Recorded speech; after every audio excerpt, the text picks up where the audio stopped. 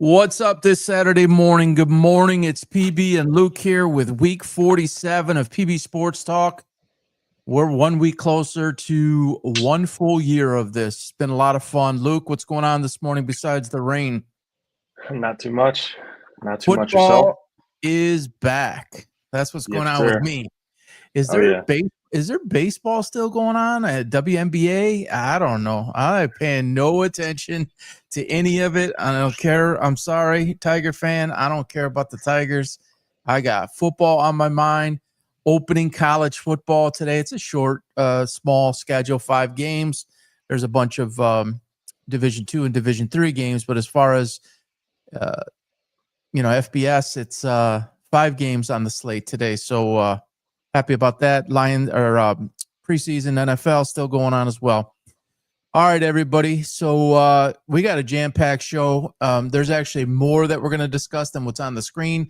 We actually have more topics today. There's some of them are shorter topics, but overall more topics than what we usually touch on. Jaxson Dart, my guy. Sitter start week 1. Shedeur Sanders told not to be drafted. Is that true? We'll discuss. The Detroit Lions wide receiver room, who stays and who goes, Bears and Ben Johnson season. How was Malik Beasley cleared by the feds? We'll talk about Mike Brown making his Ring of Honor inductees and those who have already been in the past, making them pay for their airfare and hotel. It's kind of comical. Jake Paul and Gervonta Davis coming up November 14th, and I'm sure we'll discuss a couple of other things. So first and foremost, PB for 3, before we get into those topics, look on the screen here. Have you ever felt like this on a football Saturday or Sunday at 3 p.m., 6 p.m., 9:30 p.m.? I have at some point in my life. I think we've probably all been there. We've asked ourselves or told ourselves we should have stuck to our gut. Why did I do that? What kind of call was that? Let's effing go. Well, last year when I started advising picks, I always had kind of a knack for it. But last year I said, let me just actually do this in a more professional manner and a more official manner, see what I can do and how I can help people. And it started off, pre-24 draft with Jaden Daniels, bunch of other predictions. And then throughout the year, both college and pro, 17 in a row. And then I believe it was 2 weeks later, 15 in a row, 3 large parlays, a 5, 6, and an 8. A bunch of other predictions that came true along the way as well. Tons and tons of props. So collectively put that together this year in packages. You'll be able to get one-day packages like today as an example. And you can't fully see it on your screen here, so let me take this off. If you go to ko-fi, so ko-fi.com, ko-fi.com/PB Sports, you'll be able to access 5 picks today for $19. That's the 5-game slate only for today. It's not all 5 games, but it is within the 5 games. When you go up there to the site, you'll see $19. You'll be able to add that to the cart. You'll be able to check out, and then you'll get a document that shows my 5 selections or our 5 selections. So as we go forward during the year, you will see one-day packs. You will see an entire college football season pack, an entire NFL season pack, and then you'll see monthly packs. That is where the picks will be held, is the ko-fi.com. Our regular site, patreon.com/PB Sports, that's where it has our membership programs. Monthly membership starting at just $5, then $19, $35, and $99. The $5 package does include picks in there, so you'll want to check that out. It does not include anything for today. Today is only the $19 one at ko-fi.com. So check that out. Let's get this thing started. And hopefully another great season like last year. All right, Luke. The first topic here. So back on March 12th, I predicted that Jaxson Dart would be the best quarterback in the 25 class. Yes, that included Cam Ward. Yes, that included Shedeur Sanders and anybody else, Tyler Show, Will Howard, whoever it was.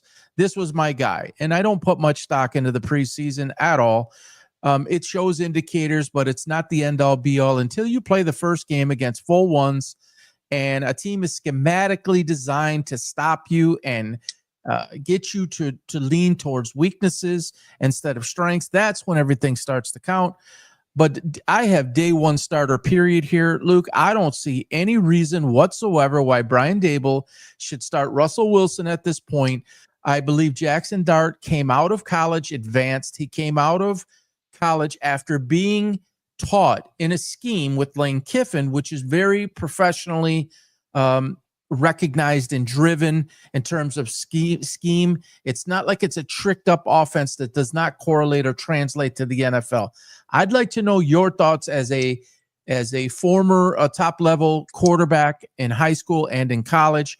What are your thoughts on him entering this moment, especially in New York, right? This is not some small market. It's the freaking Giants who are desperate to win versus a guy who has a Super Bowl that's there, not to mention Jameis Winston's there.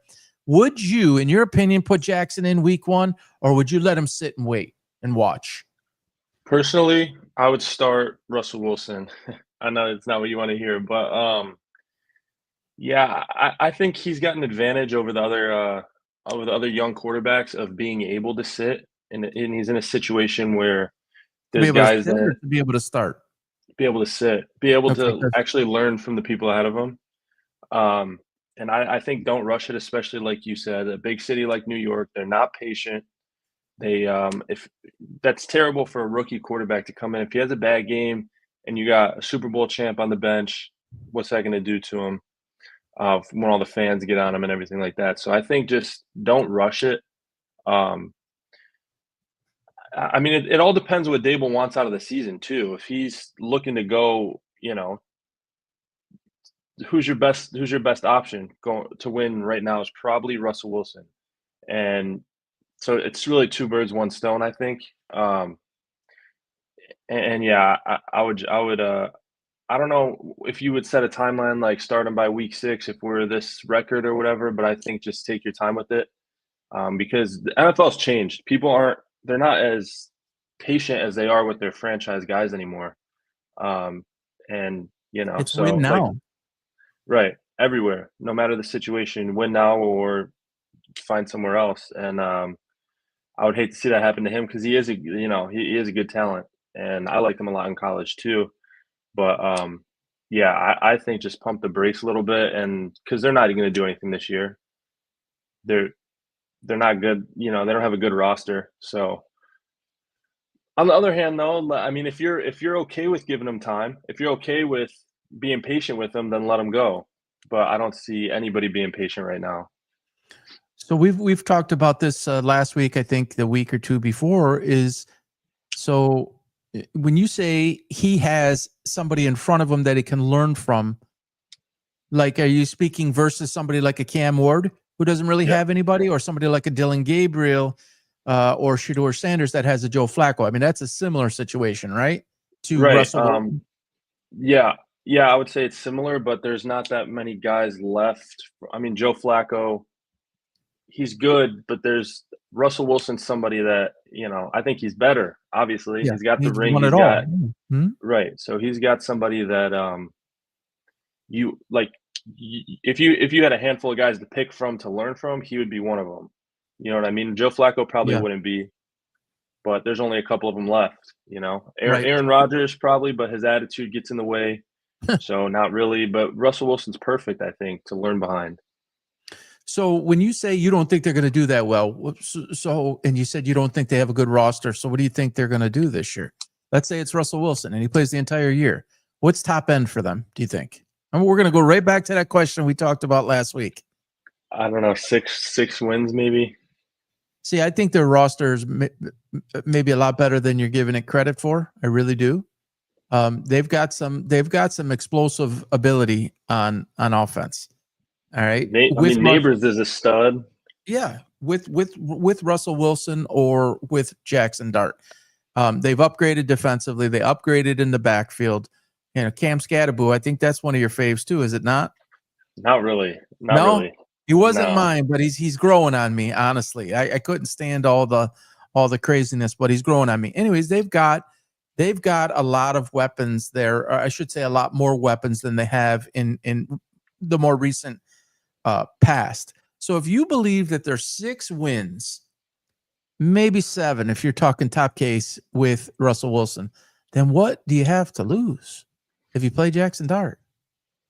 Yeah, that's the same situation as what they got going on in Cleveland right now. They don't have like Super Bowl aspirations, but they're starting Flacco because why? I mean, it's a development phase where you only get one chance at it, and unless you're, Sam Darnold or something, you get chances later down the line. But usually, you get one shot at. Well, there's a few guys that have gotten, Geno Smith is an example. Baker Mayfield is an example. There's guys who have gotten, Justin Fields. How many chances has he had? Chicago, Pittsburgh, now the Jets. So there are, but again, it weighs into how close you think you are to winning versus how far. You got to look at the person too. Their moxie, their ability, their management of themselves, and the ability to manage a team. What the fans are like. Yeah, New York's a big market. You've got Caleb Williams over. I mean, that's slightly different. That's a big market in Chicago. People are less patient. Bears haven't won in a long time. My own opinion is that you start him from day one. He is of that. And just take my bias aside and my prediction aside. If you just look at the player and you look at his capability and his awareness and his ability to lead, and his overall attitude, he's made for that market. So I think he can meet the moment and define the moment instead of let the moment define him. Now, could he go out there and go 17 for 37 with a 1 touchdown and 2 picks? Yes, but I don't think that throws him under the bus and the fans are going to go absolutely ballistic. Does he do it repetitively? People are going to give him a little bit of a rope here.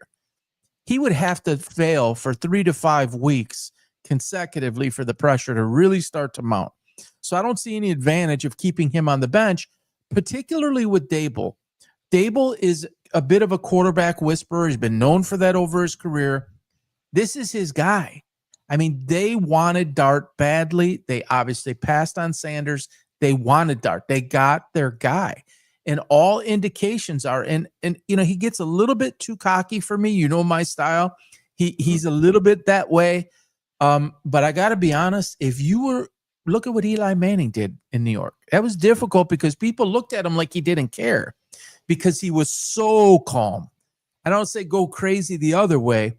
But Jaxson Dart's got a little bit of that moxie. He's got a little bit of that confidence. I think they are embracing him. I think the team's embracing him. And look who he has around him. He's got Russell Wilson, and he's got Jameis Winston. There's another guy who's gotten a million chances, Jameis Winston. These guys are strong mentally. And Winston is one type of style. He's really changed as a human being, and I got nothing but respect for him. And then you have Russell Wilson. You put Dart in the middle. He's got the perfect balance beams. He's got the perfect, bumpers, like in a bowling alley, the perfect bumpers to keep him railed in. So I think you start him from jump, and I, as long as Neighbors is healthy, I could see a 50, a 60-yard bomb coming fast.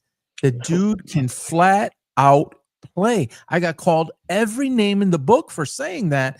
The New Orleans Saints is where I had him going at 9, and they passed on him, and they will regret it forever. Barring injury, mark my words, the New Orleans Saints will be sick to their stomach. This will be a defining moment 5 and 10 and 15 years from now and say, you remember 2025, what they did? So, yeah, I mean, I agree. That's my take. I agree, and that's everything you just explained is why I would say to take advantage of the situation that he's in. It's not often that you get a guy with talent in a situation that he can grow. So I would take advantage of it. I don't know. We'll see though. Did they announce the starter yet or no? No. It's not announced. All right. Well, we'll see. Either way, I'm rooting for him. Yes, and yeah, likewise. He's a different breed. And sometimes when you have a different breed and you have the proper mental makeup and you have the proper guidance, Lane Kiffin's no freaking joke. And Lane Kiffin is not easy either, by the way. When I say he's not easy, he's hard on his guys. He has high expectations, and he was with him for quite some time. This is not like Anthony Richardson, who we were talking about the other day, who didn't have a lot of reps at Florida. And I was anti-Anthony Richardson from jump. You can't, just because you show some flashes with your legs at a school like Florida, doesn't justify you being just strictly on ability and talent, doesn't justify you being a 4th or 5th pick in the first round. It's a stretch. You don't have that with this guy. I just based on scheme, he's even better equipped. Not scheme, coaching, and talent around him. He has more upside on that basis than Cam Ward. Cam Ward doesn't have the weaponry around him in Tennessee. You could say Calvin Ridley, but I just think that the team is more advanced in New York than it is in Tennessee. I could be wrong on that. I would start him from day one and let him go. And if he has a couple off games, he's not going to all be perfect to start. Just be patient. And that sounds crazy. Problem. I know that's a problem, but internally, the coaching staff, the fans might get impatient, but let them go. I don't think there's any benefit, but that's why we have this show, because if you look at the history, I'm just look at the history of things, and the best guys like Mahomes, Brady came in and didn't rush. The expectations weren't sky high, and that's a great place to grow. Mm-hmm. And then like Peyton Manning came in, sky high expectations, ended up being fine, but he had a horrible first year though. Right, he broke the record for INTs. Right. If you let him, that's fine. I don't care what he does.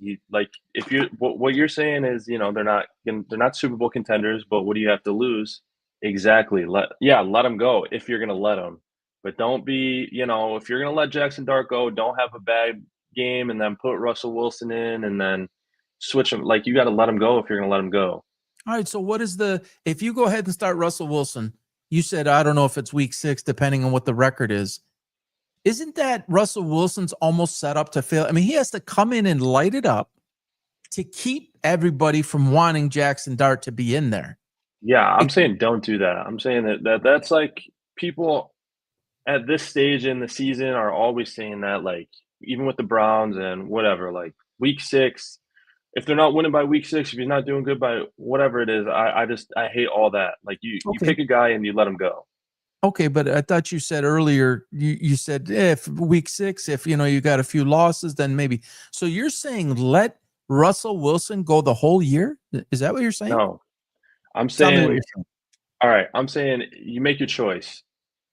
And it's not just picking a guy, it's picking what direction you want to go in. So if you pick Jaxson Dart, you got to let him go. Long leash, let him go. Russ, Okay. You're a coach now pretty much. Yep. If you go with Russell Wilson, then that's a guy he's a veteran. He's a certified pro, mentally and everything. That's a guy you can kind of play. This is a good situation to throw Dart in for a start if we're 0-3 or whatever. You can kind of do that. You don't need to give Russell Wilson a long leash. Okay, I got you. So if they're 0-3 or 1-3 or 1-4 or something like that, and you put Dart in, is there an advantage? It's acceptable to do that to Russell Wilson. I think that's where you're coming from. He's not going to mess with his mind. He knows what he is at this point. He's 30, whatever, 6, 7. What I'm trying to get at is if you let Jaxson Dart start 0-0, it's fresh. Versus he comes in and people are already upset. They're 1-4, but if we run off 6 in a row or we go 5-1, we have a chance. Isn't that a similar pressure? But not like inside the building. The bench in basketball, you gotta. I mean, you're always playing, you're always preparing because you're a snap away for injury, whatever, from having to come in. So he would prepare as the backup. He would prepare as the starter, even though he was a backup. I get it, but if you're starting 1-3, 1-4 versus 0-0, any thoughts on that?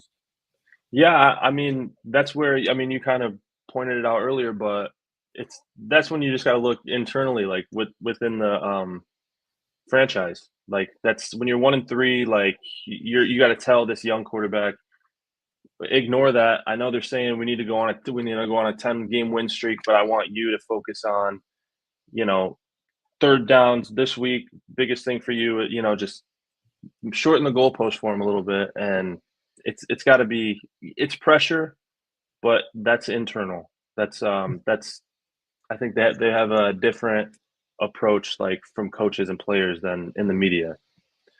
Okay. Besides, if you're coming out as a week 1 starter, it doesn't matter. It's all fair game.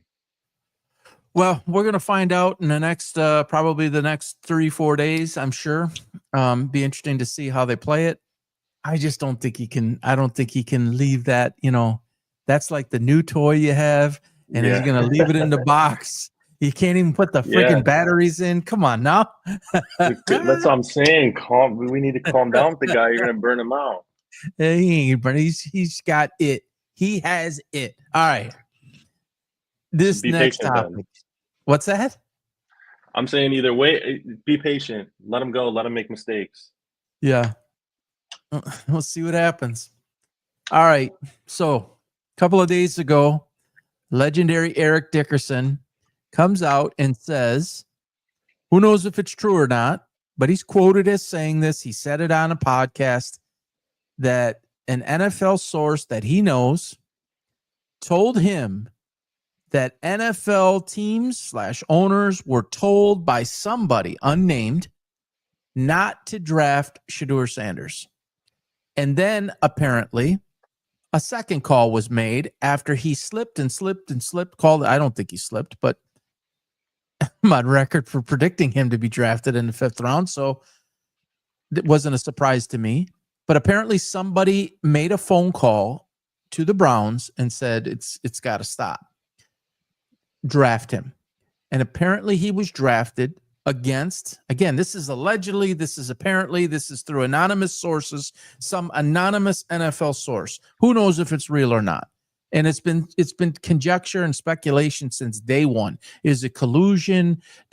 Was he just really not a first-round talent? Albert Breer, who I have a lot of respect for, NFL reporter for a very long time, says, look, I think there's a little bit too much being made of this situation right here. He wasn't a first-round talent, as Albert Breer's perspective. And then generally quarterbacks are not taken in the 2nd and 3rd.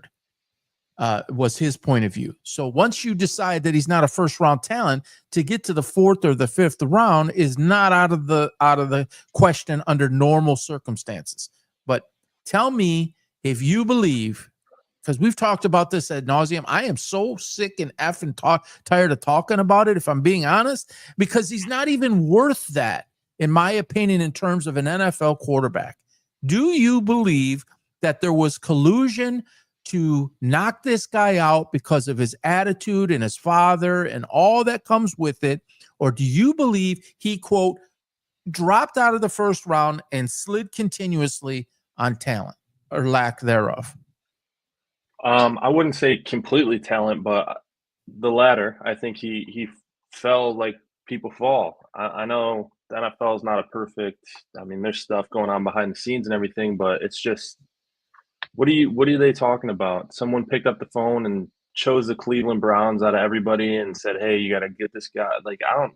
Apparently he was falling too far. In other words, don't draft him. But the theory is that he ended up going too far. You told him not to draft, but it went for 143 picks, and you're now in the 5th round. It's the whole world is on fire in terms of sports. Okay. Hello? Yeah, Andrew Berry, you need to draft this guy. Or Jimmy Haslam, the owner, you need to draft. Well, because they were a team that needed a quarterback, but they just drafted Dylan Gabriel in the 3rd round. Yeah, so I don't buy it. And where I stand on this whole thing, like you said, I'm over it. But why did he fall? Look at what's going on right now with him. It's a circus. It's insane. And everybody that saw his name on the draft board and said, no, thank you, saw this coming. And now it's happening and everyone's confused. Like, no, we knew this was what was going to happen. That's why he's not on any other team. Nobody wants to deal with this. And that's the crazy thing. I've had a couple of people say, how in the hell did you predict that he would end up in the 5th round? And I said, well, the video says it. all of the baggage, all of that. And I didn't ever feel that he was that good. He was in a tricked up system designed to play street football underneath his father, basically as his only coach ever. And now you have to go into a coordinated NFL system and structure and follow a system and have the mental makeup and maturity and attitude to go through that process and learn. Okay. People want to call it race. They want to call it all these other things. And I get these people that come after me on X and say, why do you have a problem with a man being confident? That seems to be, other than you're white and you're racist and all this type of stuff. The next thing I get is, why don't confuse arrogance with confidence. Okay. Now he has changed his outward demeanor that we see from the outside. Is it from the inside? We don't know that. Is he saying just what needs to be said? Why are you fourth on the depth chart? Because at the end of the day, if you are really good, teams are going to really be okay with that. They will find a way, because what we just said, it's about winning. So you've made an announcement to start a 40-year-old quarterback, essentially, who you're going nowhere with. Right. Why are you fourth on the depth chart? Is that drama? This is a serious question, Luke. Again, as a football guy, evaluating the four guys you had, and I know you were a Pickett guy, and you felt, I think you said Pickett should start. Isn't that right? Okay. Yeah. And by the way, you have Deshaun Watson in there, which you can't forget about that. Yeah. You got a 5-ring circus, and then Huntley came in because supposedly people were injured. It's a 5-ring circus. Literally, the actual name, a 5-ring Barnum and Bailey circus, with the Cleveland Browns, who haven't won forever. And one of your quarterbacks is this guy on the screen. And one of your quarterbacks was accused by 26 different women. Then you drafted a third round pick quarterback, 5th round quarterback. I mean, nobody does that. No. The whole thing is effed up. It is. And if it's collusion that he slid in the draft, first of all, there's so many, like you always say, there's so many teams that need a quarterback. If you're the owner of a franchise and you got to call, like, don't pick him, and that was your guy, you thought that was who was going to be your guy, you're taking him. And even past that, if you're the Browns that haven't won since I've been alive, maybe it was collusion to get him so late, but once you get into camp, it doesn't matter. Why, like you said, why are you fourth? If he was deserving of that 1st round pick and there was all this collusion and all these things, don't you think he would be able to pull through on probably the worst quarterback room in the league? Yeah, I think so. I think it would be a clear number 1. Yeah, and that on the 4th on the depth chart, we're not. It's Deshaun Watson is not even in that. He's not ready. 5. That's 5. So he's technically 5th on the depth chart. Shedeur's 5. Yeah, I'm taking Deshaun Watson all day. For sure. Deshaun should start if he's been rough, but he's the best guy in the room when healthy. Yeah. All right. He's falling apart. I mean, you can't sugarcoat that. We can't unsee what we've seen. But as of right now, if he comes back and he can move, you know what I'm saying, from the Achilles, and he can play, then that's your guy. Let me ask you this. So who do you think is the most influential guy that has the most, some would say Jerry Jones, is the biggest power player in the NFL? Ooh. From an ownership standpoint, somebody in a front office, a former player. Who do you think is basically the ambassador to the league? Quick quiz question. I don't even know. Yeah, I would say Jerry Jones. I'm going to say Tom Brady. Jerry Jones. I'm going to say Tom Brady. I had him in the back of my mind too, but I didn't want to be that guy. Want to know something? That's somebody they consult. And so he worked with him for a short period of time, around the combine time. Do you believe that anything came from Tom Brady to the masses in the NFL with his report card? He doesn't come off as that kind of guy to me. I think he would either not say anything at all or be positive. I think he would probably. If somebody asks him, people asked him, Is he going to say, I'm not going to tell you, I can't tell you? No, I think he would be positive. He would sugarcoat it. For a guy, Shedeur, he's not like terrible. If you went and worked with them or whatever, Brady's not the most, he doesn't have the strongest arm, the quickest feet or whatever. So working out with Shedeur, you're not gonna be like, wow, this guy sucks.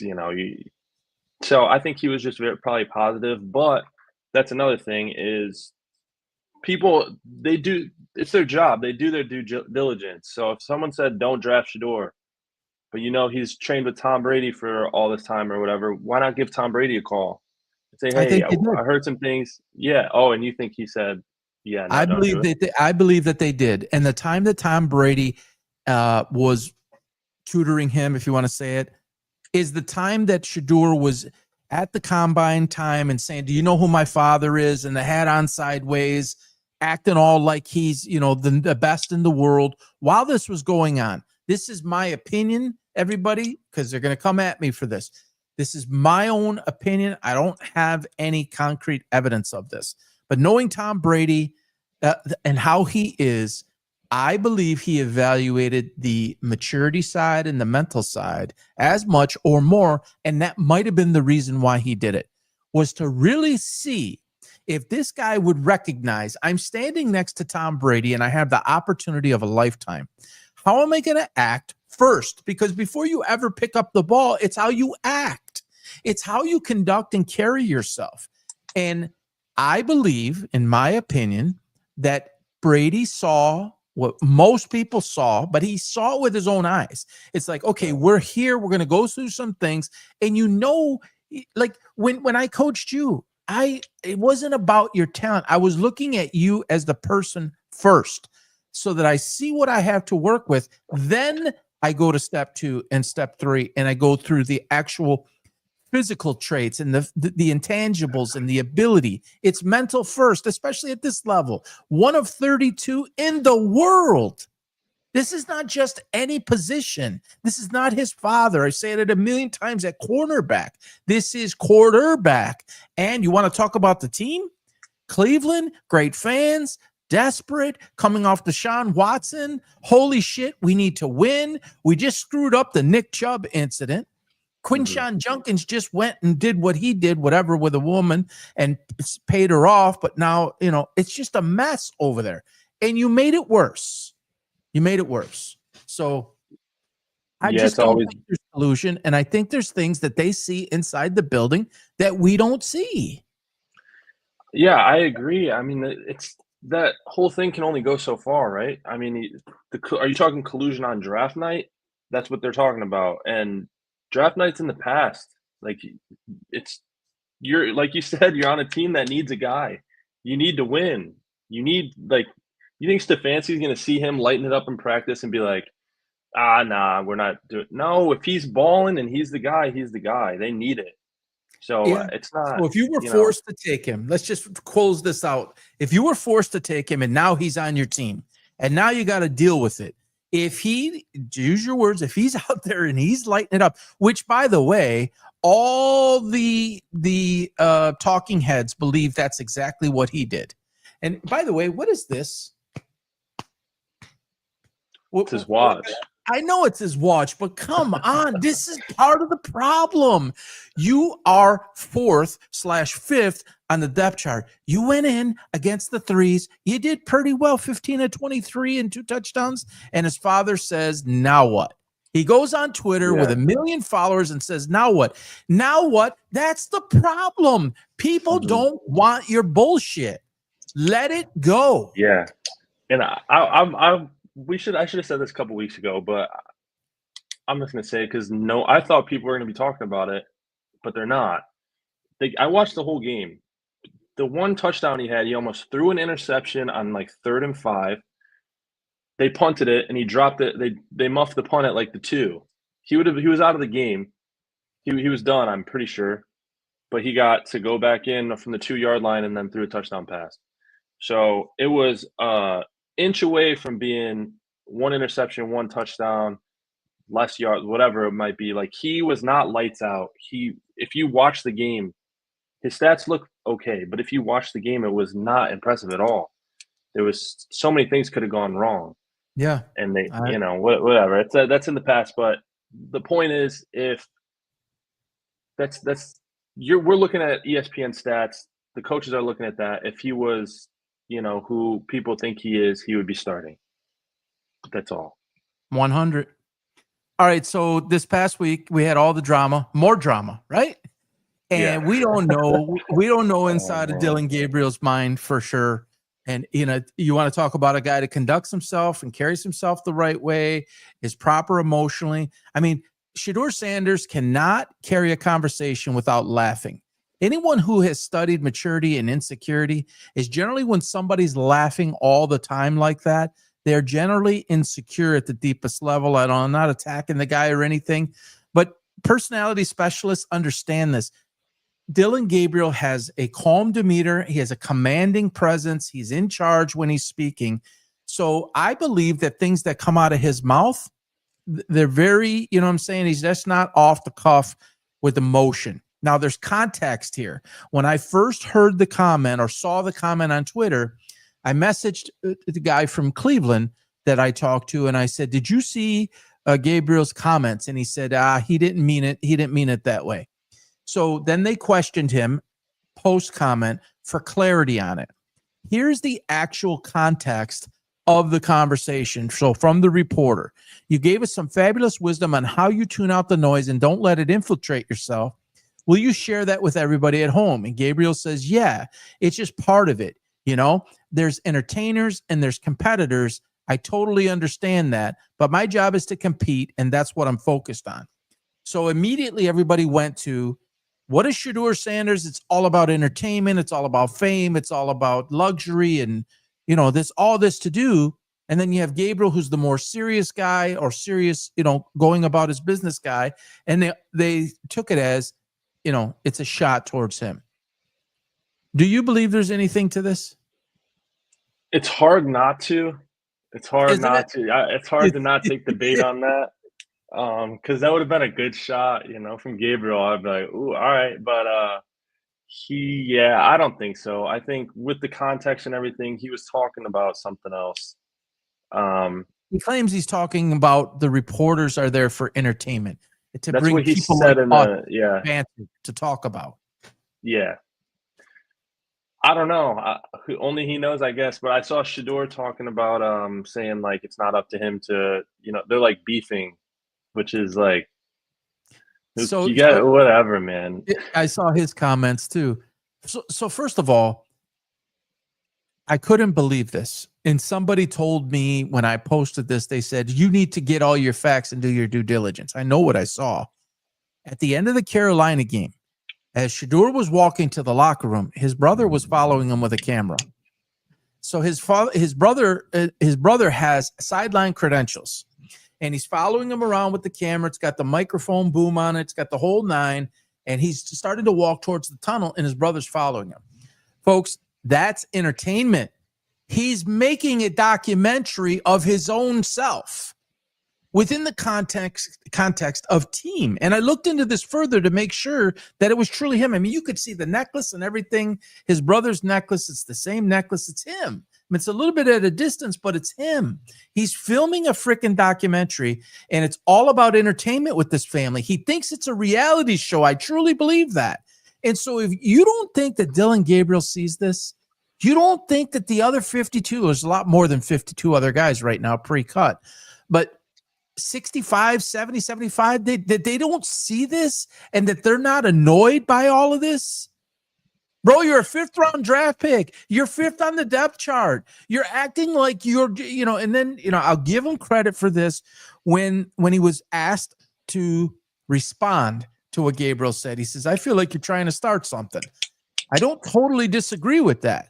The reporters ask these questions, and it's like, what's the guy supposed to say? Right. But then he's like, do you believe him? They asked him.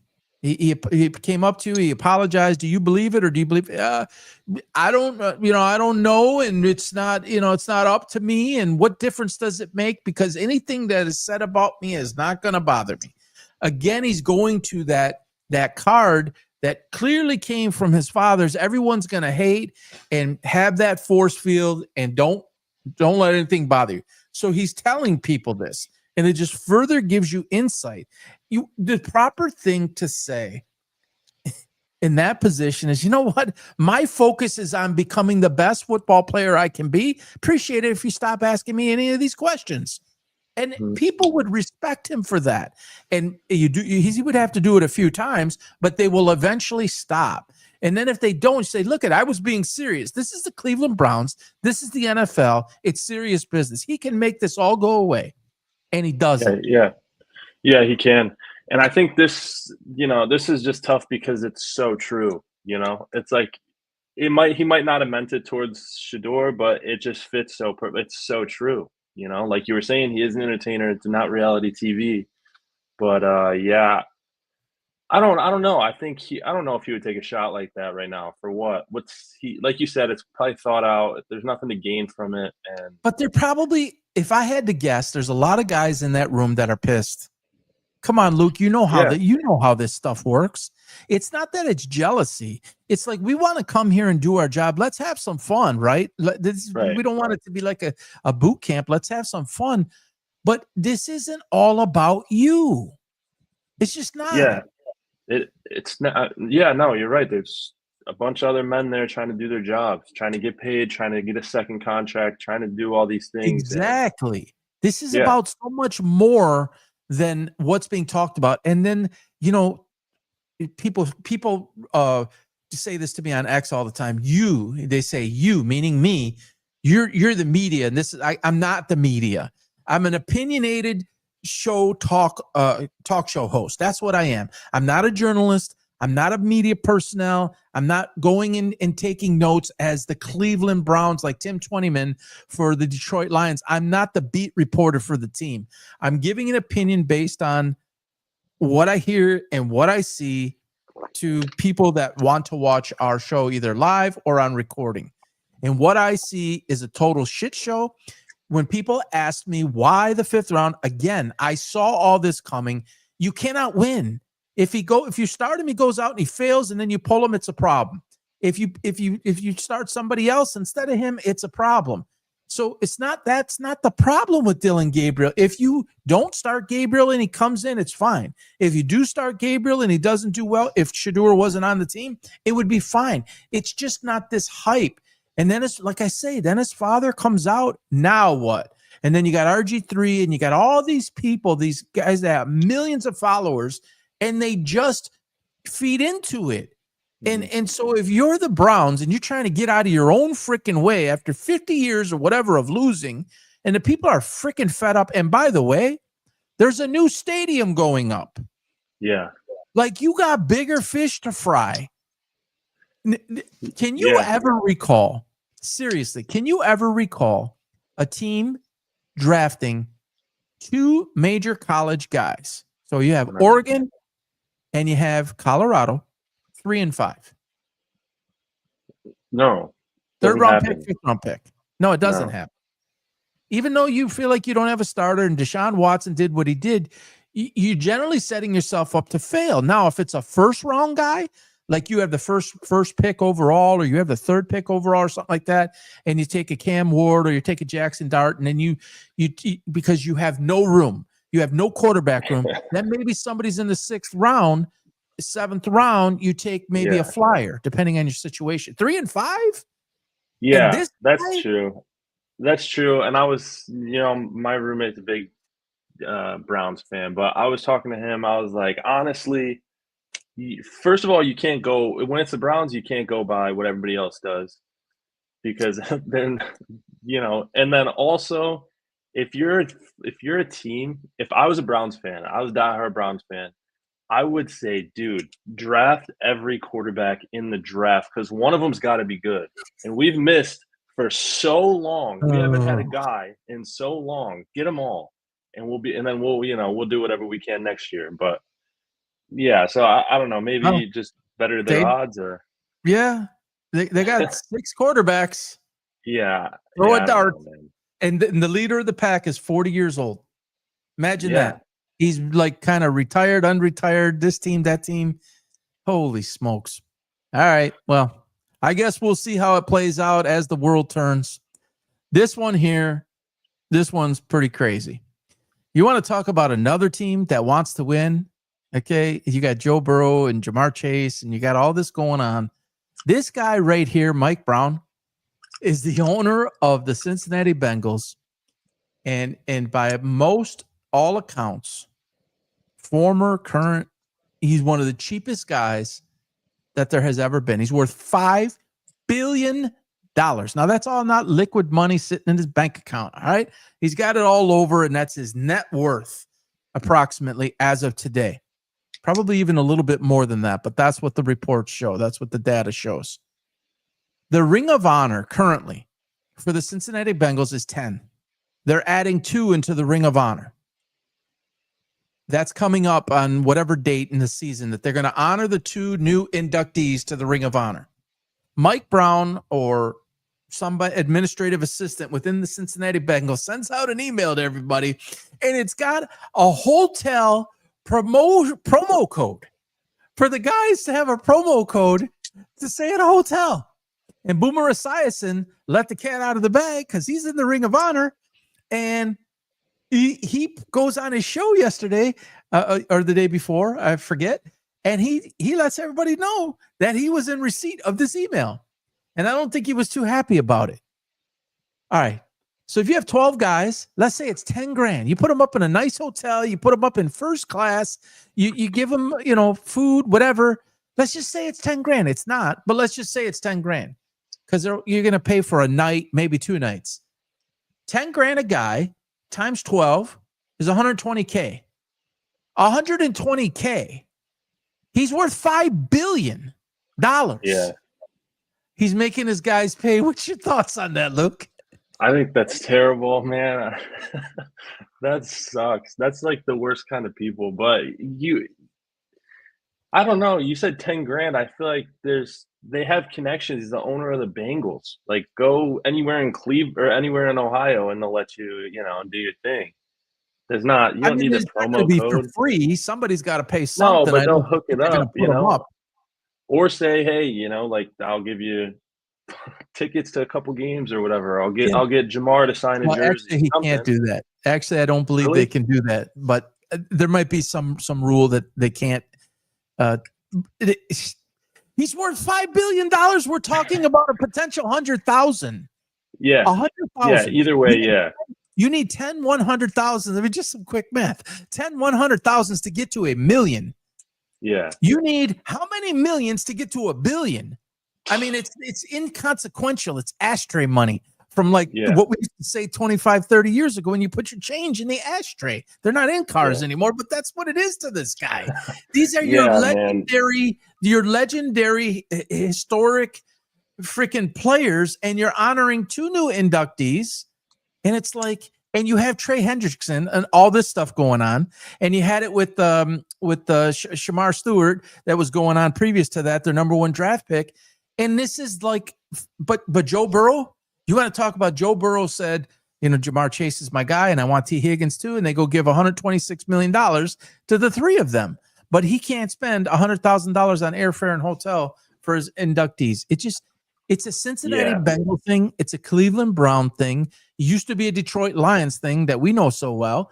There's a few others, but it's like Jim Irsay, rest in peace. He just passed away.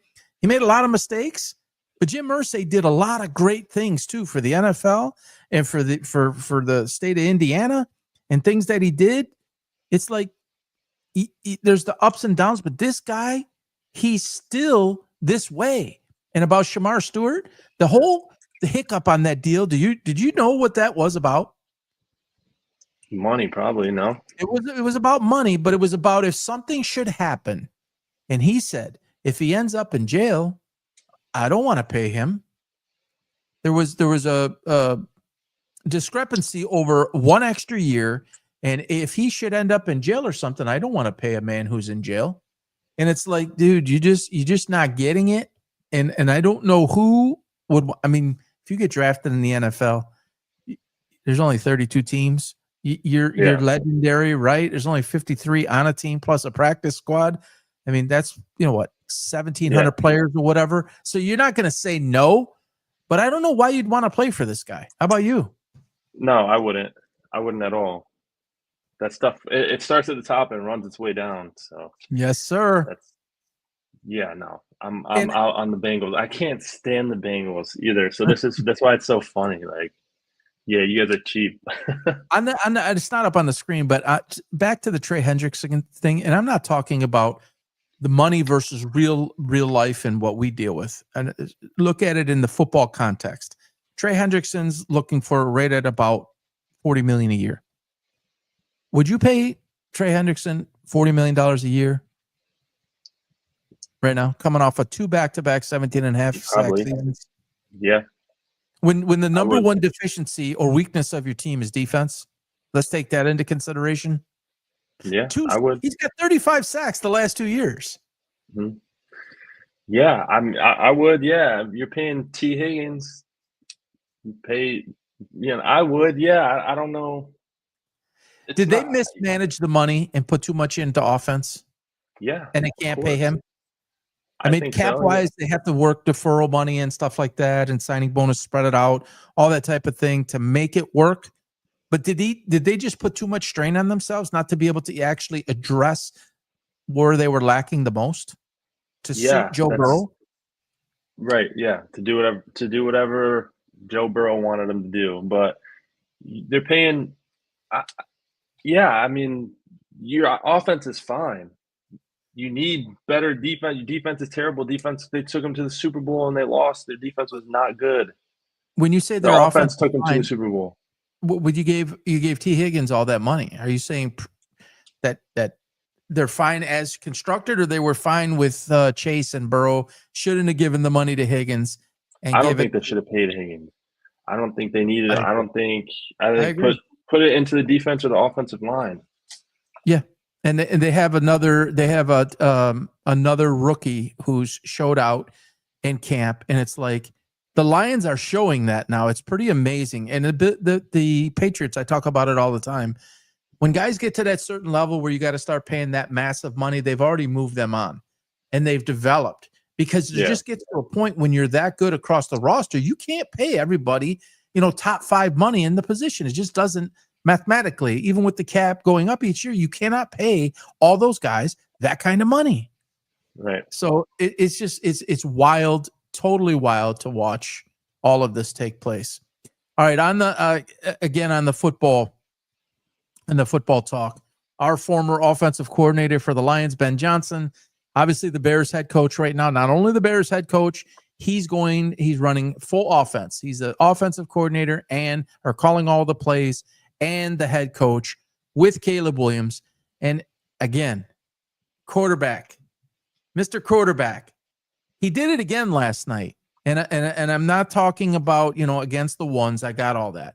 But this whole Tyson Bagent story, which is pretty interesting. Did you see him this week and what he did? And he signed a contract and where's his father and all those series of things that happened and how emotional he got. And dude keeps on playing. Again, it's against 2s and 3s. I got it. But what's brewing in Chicago right now? They've loaded up with a lot of talent. I'll give him his due. He's got a bright offensive mind. I'm obviously not a Caleb Williams guy. Otherwise, I wouldn't have said Jaden Daniels would be far and away the better guy, which has worked out pretty well. What's going to happen over there in Chicago with this Caleb Williams situation and Ben? I think Caleb Williams is good. I think, I think he's fine. Like I said about Jaxson Dart, you got to give these guys time. And he only had 1 year. There was just so much hype around him that, people watching through a magnifying glass. And he didn't do that. But, I mean, he was all right. I think he's going to be good. And I think him and Ben Johnson are going to be good. I don't want to be saying this right now as a Lions fan. But, I think they're going to be okay. I think they're a tough team. They almost beat us last year on Thanksgiving without Ben Johnson. We actually had Ben Johnson, and so they're not a slouch, that's for sure. And Bagent he's a good backup, or they can go get, some other players for him probably, because there's a need for guys like that around the league, like So Cleveland. what do you make of what has been a lot of struggle for Caleb Williams to absorb and sponge the system that Ben Johnson is putting in? What do you make of that? And why do you think it's a problem for him at this stage? All accounts are that he has struggled mightily. Better yesterday or the day before when they played again preseason. But what do you make of that? I mean, it's hard, and he's a guy that has. I don't know how you feel about him athletically, but he's a guy that is very gifted as far as getting out of the pocket. He's got a very strong arm, and he's not perfect. He's not the best quarterback of all time right now. So he's going to be lacking in some areas, and maybe that's development into a new system or understanding certain things. And it just takes time, which is going back to what I was saying is there's not that many young quarterbacks that have the gift of being able to sit behind somebody and learn from somebody. Like, he's a really good example. He took on a whole city, which happens all the time. I'm not saying, he's screwed or whatever. Here he got screwed, but it's a lot of, it's a lot. Do you think Lincoln Riley let him get away with a lot and rely more on his athleticism? 100%. So then do you think that Caleb, and he had no leadership last year. That coaching staff was a mess last year. There was no real system, no real structure. They didn't have nearly the talent that they do now. Do you think that him personally, you lean on your athleticism, and you said it, his mobility and his arm strength? Do you find yourself as a quarterback going to that well too often and not staying within the system? So like a Justin Fields guy, they just think run, and they don't sit there and go through their reads because they're so used to just creating. Do you think that's the issue with him? Or do you think it comes down to the complexity of it? He can't make the reads and progressions, or he's never really had to? Which is it, do you think? Well, I think it's a little bit of both. I think you run from the complexity of it. Like, if you're dropping back to pass, and it's like, say there's a concept that you've been messing up all day and you just can't, it doesn't make sense to you. You can't figure it out. When you're dropping back, you're kind of looking down, like if there's a hole for you to squeak out of. And if you can go, like, it's just kind of a cop out a little bit. You don't have to, like guys like Brady or whatever would say, all right, run it again. I have to do this because I'm not running anywhere, or I'm not breaking the tackle and, all that kind of stuff. So who do you put as a crutch. Do you put it on Lincoln Riley, or do you put it on Caleb Williams, or both? I don't know, because Lincoln Riley did the same thing with Kyler Murray.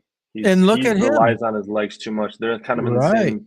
Yeah. So, Jalen Hurts kind of, at the very beginning. Yeah. At the very beginning, he was running probably too much. Right. Yeah. Maybe Lincoln Riley, but I think it's good for college. It's just hard to translate into the NFL. And I mean, I don't think it's Caleb Williams' fault. I think, you've been a coach. If you have a guy that is super fast, you're going to use him to be super fast. You're going to have him do what he does best. What's interesting is my guy Jaxson Dart. He possesses all those same abilities. He can run like a bandit. He's got a strong ass arm. He can make any throw from any platform, from any angle. He can do all those things.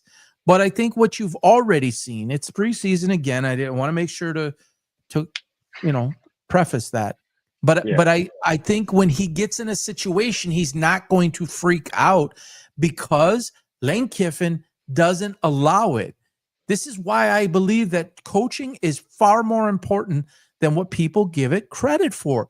How you cultivate the talent, how you structure the talent, what you allow and what you don't allow, how you bumper it in, and how you, over time, let it progress, delivers what the final product is. So to sum it up, Jaxson Dart has come to the NFL as a more finished product than a Cam Ward, who I think you'll see this play out, because Cam was just winging, hold it to the last second. All of these getting great at bad habits, and now you're expected to change that in the NFL because they're getting to you 3/4 of a second faster. Everything's just faster.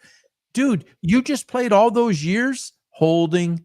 Shedeur Sanders is the same way. It's hit your foot, it's out. Right? Yeah. The ball's gone. You can't do it. And I think you're going to see Jaxson dart, strong arm, mobility, but you're going to see him. You're going to see him scan. You're going to see him read, and you're going to see him have the ability to anticipate, get the ball out, unless he absolutely has to get out of there. Yeah, for sure. And I just want to add that NFL GMs and coaches and stuff, they know kind of the feeders in college. Like, Georgia's great, but when's the last time Georgia put out a quarterback? Stafford. That's it. But they've been competitive every year. Same with I gotta think, but Alabama had Tua. But like, what I'm saying is, just because they're really good, in college and they're really good coaches, there's a difference between winning in college and getting somebody ready to perform in the NFL. Sometimes it goes hand in hand, but like, obviously, like I'll just stay with Georgia. Those interior guys and the linebackers and stuff, they have a NFL system because those dudes come into the NFL and produce right away. Ohio State, that's where you want to go. You got receivers. They obviously coach them in an NFL type way. Over Ohio, the receivers, they just produce. Same with LSU. But like, what I'm getting at is Lincoln Riley, he does good, to put up numbers in college, but maybe he's not the best at developing dudes to be NFL quarterbacks. So you made an interesting point on the Georgia. Who have they put out? Okay, you could say Stafford. Now Stetson Bennett is performing behind Stafford of all people, which is ironic. Yeah. He's performing under the tutelage of Sean McVay, and he may end up turning out to be something. Why do you think that is with a team like Georgia, where there's just really not, a high fly? I mean, Carson Beck could end up becoming, he's gone now in Miami, but why do you think that is? And Alabama's a lot that way too. Yes, you had Tua, but it was guys like Greg McElroy. It was a lot of different guys like that. Jalen Milroe may turn out to be. What do you make of that? That's just coaching. That's what you're saying. Like, I think coaching is very underrated, or however you put it, is because that's all coaching. But why don't they have the elite blue chip guys like an Arch Manning, or like these guys that are just can't miss guys, because they're not really developing them into superstar NFL quarterbacks. All the other positions, yes, O-line, D-line, skill positions, they're all over the place. But why is that with the quarterback position? I don't know. It's interesting, but I would say just the system that certain schools run. Like, so they're looking for more system guys. You don't have to be that elite blue chip guy. Right. And Texas with Arch, like, I know you said like a can't miss guy, but he really hasn't done anything yet. But he's been getting developed at Texas. Yeah. The last couple of years. By a great developer of the quarterback. Exactly. So when he comes out this year, if he lights it up, it's not like, okay, they just got a guy he's been there. He's been, if he went to Georgia, he probably wouldn't have been what he is right now if he's good. You know what I'm saying? There's certain developers in college that just, produce to the NFL. Michigan offensive lineman, defensive lineman lately. Yeah. I hadn't planned on talking about him, but what do you make of all of this hype about Arch Manning? And, is he coming out? Is he staying? And I don't know if it was Archie Manning that came out and said, my grandson, he's staying all 4 years. And you have the media that thinks that Cleveland's going to tank this year to go take another quarterback. You took a 3 and a 5 and you're going to go take a 1. It's madness. Yeah. But you just said the key word. Is it the Manning name? Because he hasn't really, he's had a few flashes, but no real reps. It's like they're saying it on the Manning name, right? Or they're just automatically assuming he's going to be the guy. We'll see. I don't know. I think he's good. I think just from what I've seen. What's that? I'm asking you what you think. I think he's good. I think, yeah, I think he's what people are expecting him to be. Really? Because I think everyone's so. expecting him to be number one overall and be the savior for some franchise. I think that's what the narrative is right now. I mean, you want to talk Mm, about living up to a standard, living yeah, up to all the right, name on the back of your jersey is like, holy shit. right. That's very true. But I'm more so saying like he's very good. I'm just saying he's not going to be like a bust or a scrub, and people are like, "What the hell where'd he come from?" You know. But I actually like the guy. I Do you believe watched he's some of got his number interviews and one? stuff. Do you believe he's got No, number one meaning number one pick overall type from what we've seen ability? from what we've seen, no. From what we've seen so far, no. But that's Is why it he's just me still or have in we seen college. him run more basically than really throw the ball? Yeah, he can run, and yeah, yeah, and he hasn't really played anybody. He came out versus I think it was Georgia and didn't do well, but we'll see. This Last is year's kind of doesn't matter. I think that after this year, we're going to be saying yes, he's got what it takes to be number one. a But there's lot's got like to Drew happen. Eller and there's Klubnik and there's some good people, but yeah, it's a lot to do with his name. It really is. It's Yeah, Manning. he's got to go through the process. I mean, it's crazy too what this guy has to live up to. Look at Yeah, what Eli how he was compared to his brother. And now you got this guy, he's got to be compared to his what is it? Uncles. It's like yeah, it's almost like, man, I can't just carve my own. And there's been other guys like that, maybe not with the Manning name, but there's been other guys like that having to live up to. His Shedeur is a different position, but I got to yeah. live up to my dad. And his brother just got But cut, by the way. You heard that, right, Shiloh? no, I didn't. I didn't hear that. Or he's about to get cut. One of the two. Got to live up to that name. It's not easy. This is a really good comparison. Arch behaves like a pro. Arch behaves very well. He's very, very good on the microphone. There's no, he He's been does some little groomed, man. dances or whatever in big moments, but yeah, he's the People kind of guy. call it If people call it racist. Shedeur Sanders was not set up for success by his father. He mm, was set up to be an outsider because of the way he acted. Now you have the people who say, "Oh, I love that personality and the charm and all of that," and then you say, "I don't like that Arch Manning type guy. He's all buttoned up and he's just everything's got to be perfect," or like a Dylan Gabriel type of speaker, which works. Okay, if you're Deion Sanders, which for you at the cornerback position, you could do that. Your son yeah, was a quarterback. Maybe you wanted to think about grooming him to be one of only 32 in the world. How many right. cornerbacks are on a roster? 7? Something like yeah, probably something like that. 8? 6, 7. Okay, I don't defensive know. He backs. played 2 or 3. Oh, Uh, defensive backs in general, yeah. yeah, defensive backs in general. How many's on a roster? I It don't even is know. A way more lot, cornerbacks than there are quarterbacks. of course. And you're responsible for the whole team, not a position. It just so on the Arch Manning thing, how he's been groomed, what he's been around. You want to talk about built-in mentors who did it the right way? Come Yeah. on.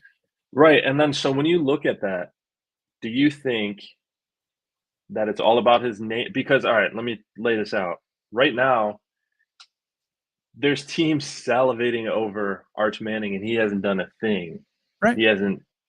So for people to, fall so far, for Shedeur to fall so far, do you think that's got to do with his name as much, or the fact that you want a guy? Because, like we've talked about, you want the guy that leads your franchise to be. You got two people in front of you, and one of them acts like Arch, where you don't have anything to worry about.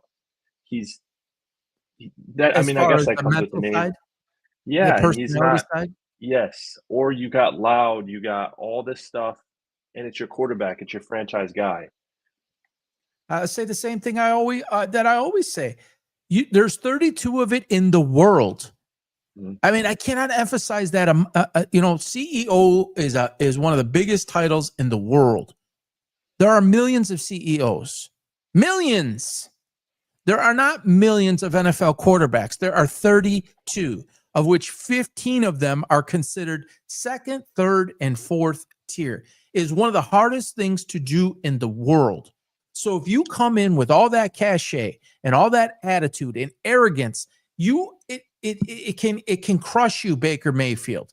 Baker Mayfield at Jameis Winston. But even more so, Baker Mayfield, the way he came in and then he admitted it. He told the world, I've tried like just incessantly to get people to understand that he recognized that it didn't work and nobody liked him and nobody supported him. And he was kind of like on this island. Johnny Manziel, never as talented as those guys. So it's a different categorically. There's a college system guy. Let him run around and let him create. He's doing all of this. Nobody wanted this except for, go ahead, say it. Me. No, the Browns. No, who drafted him? Browns. The Cleveland Browns. Yeah. It's like they cannot help themselves. It's like, is that the flashiest item on the shelf or the highest polished fancy car in the showroom? I'm going to take that one. But what's under the hood? It might not work.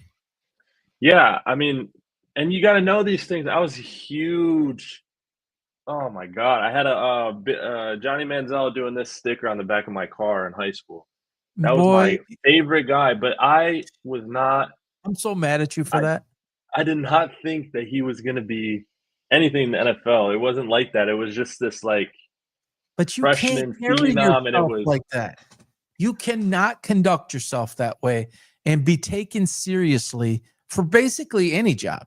Unless you're going to be a comedian or something like that, where that's in line with what that is, or reality show. They had that. He was a freshman, so the freshmen weren't at A&M weren't. I don't know if you watched the documentary, but they weren't allowed to talk to the media. Yeah, I watched it. As a freshman, so he's like number one in the Heisman race and can't even do an interview. He was like, and then it was just this big buildup, it felt like. And then when he finally came out talking, it was like, whoa, this dude is not – he's not an NFL quarterback. We'll just say that. But, yeah, I was young too, so whatever. Yeah. You view it differently now. Yeah, for sure. So Arch Manning has to come out and he has to prove it. He has to deliver. He's at a major, major university with one of the greatest developers of quarterbacks that you can have, and he's got the table is set.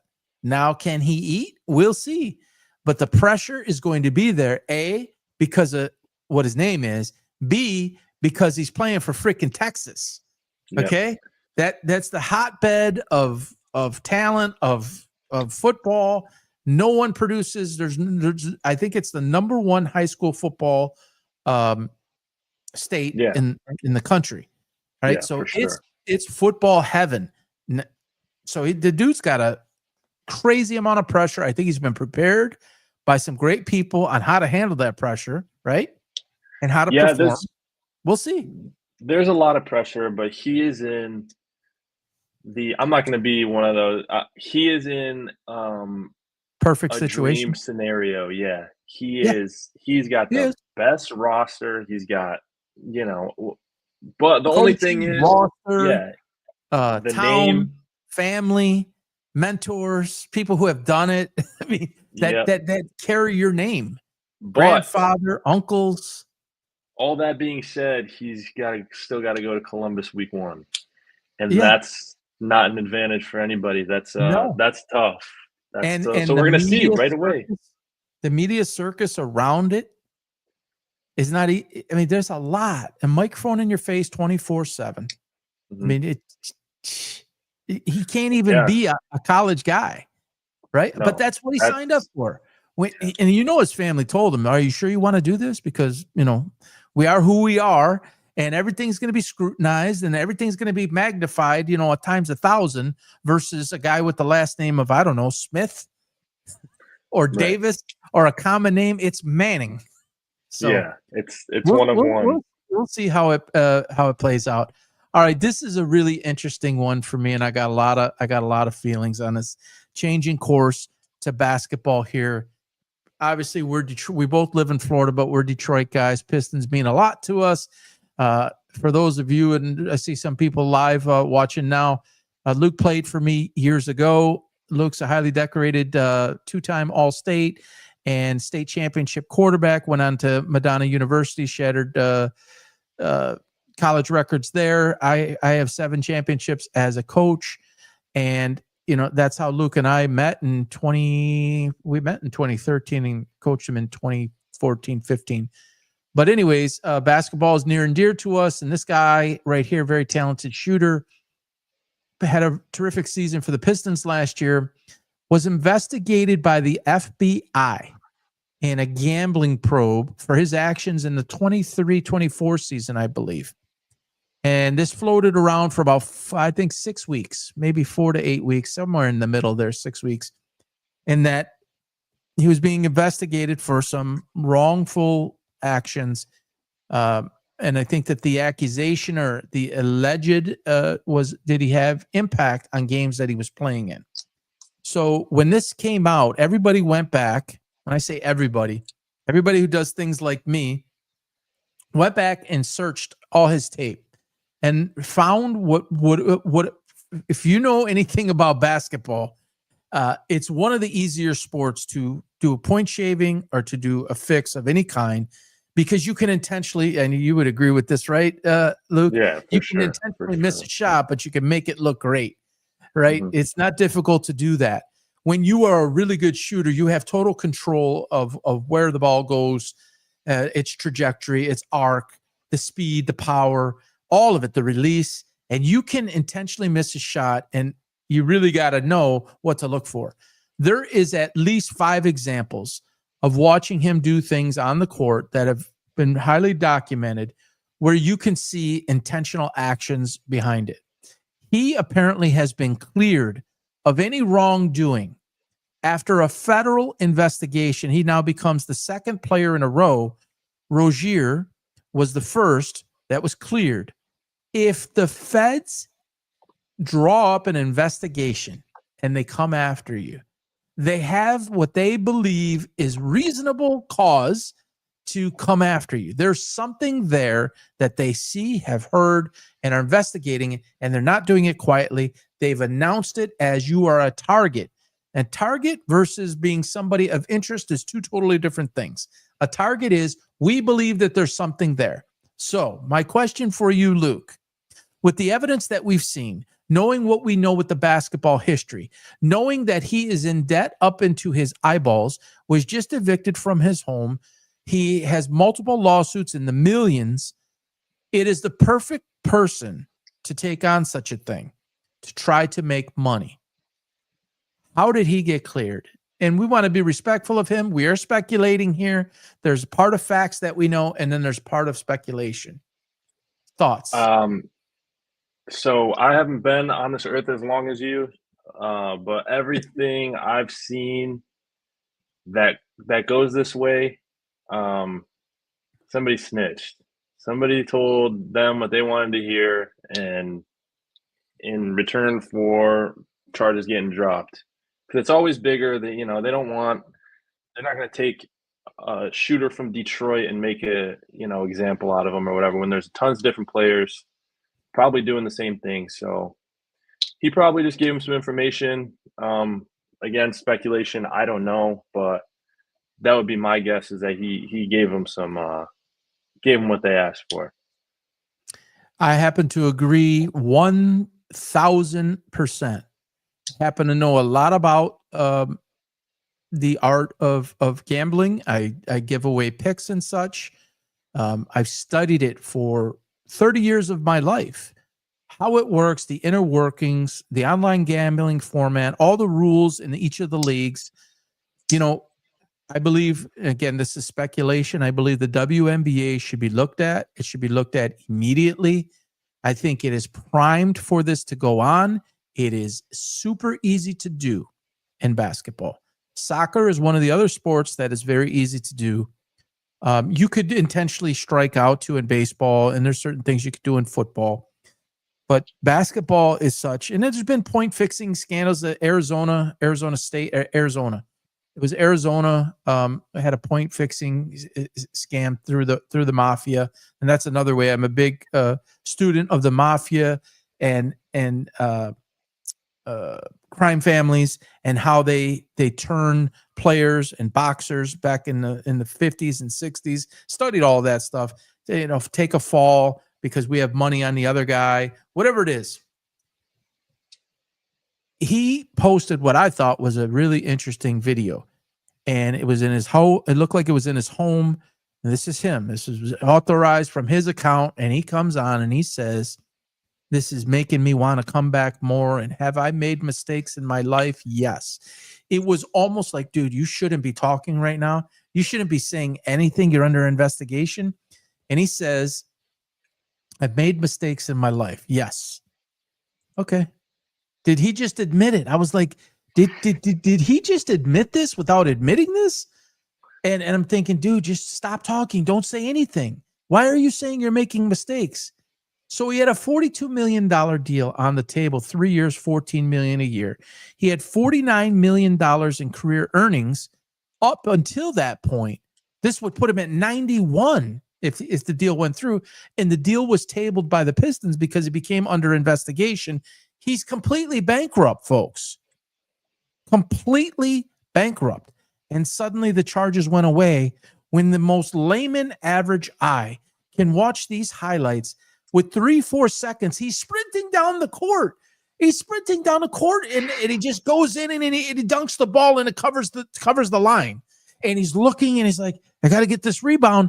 It sprints like the game is on the line. It was a 10-point difference at the time. And that dunk meant nothing, and he got it to 8, and the line was 9. I mean, the evidence is there. So I believe, speculatory here, I don't want to get sued.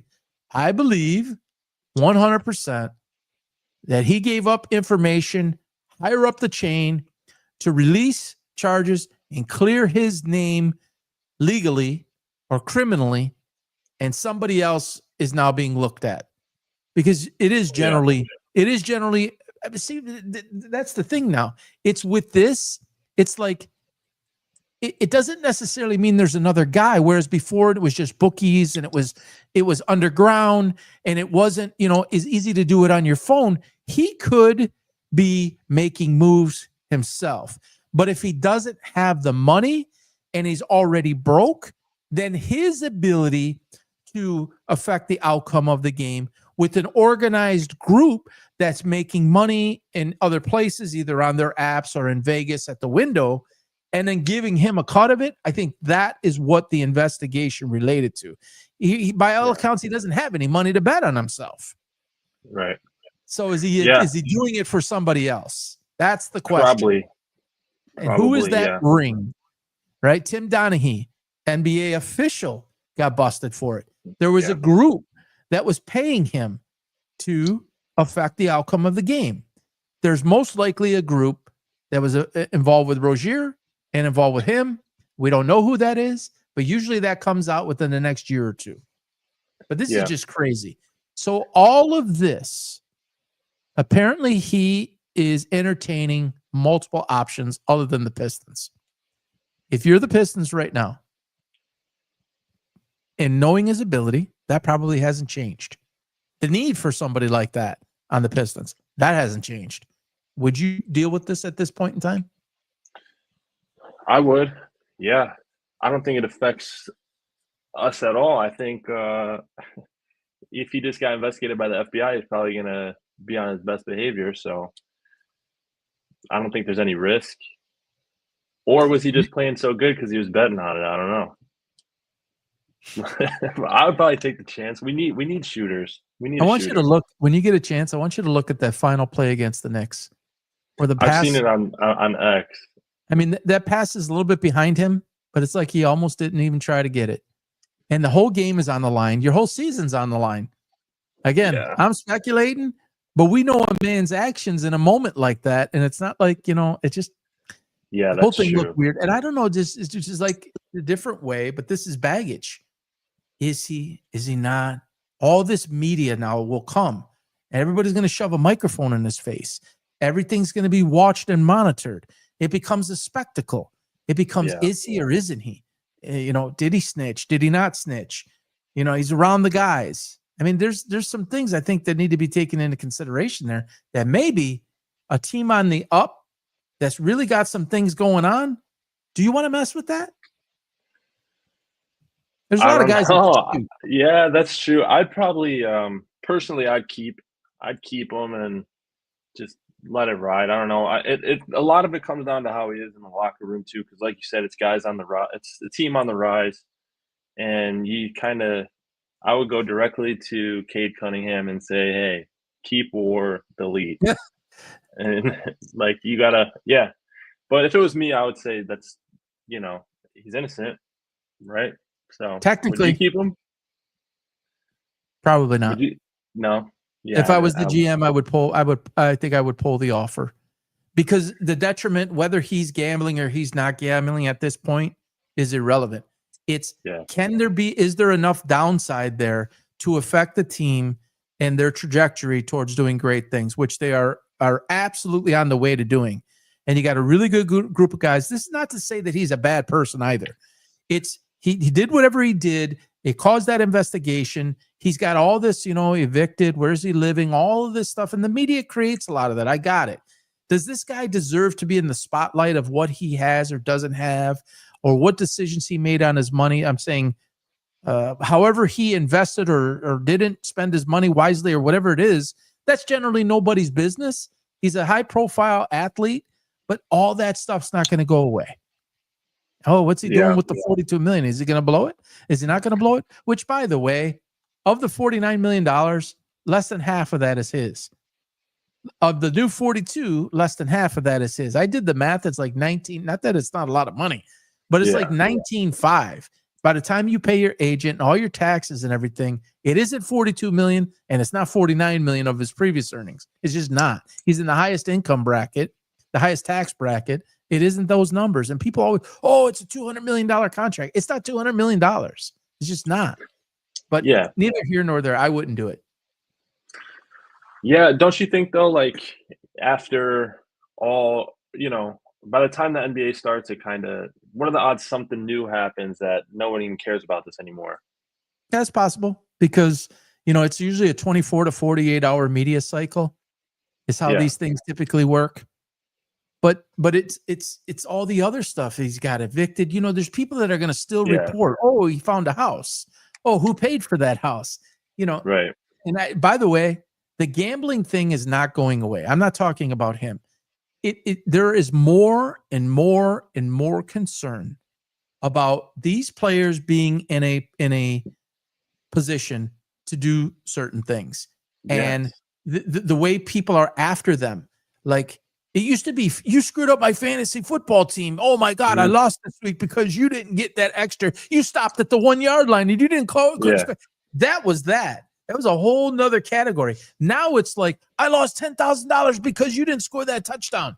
These guys are being threatened all the time. Yeah. And it's getting more publicized this way. And that there's these investigations going on behind the scenes because people are betting money on outcomes of games, and it's no longer just fantasy. It's, I bet $10,000 or 5 or 2 or 1 or 100, whatever it is. Different dollars mean different to different people, and they take it differently. And it's emotional because it involves money. And sometimes I say when I'm giving out picks, I feel like I'm contributing to this. But I chose to do it anyways. It's entertainment purposes only, and it should be done responsibly. And I don't condone any of that stuff.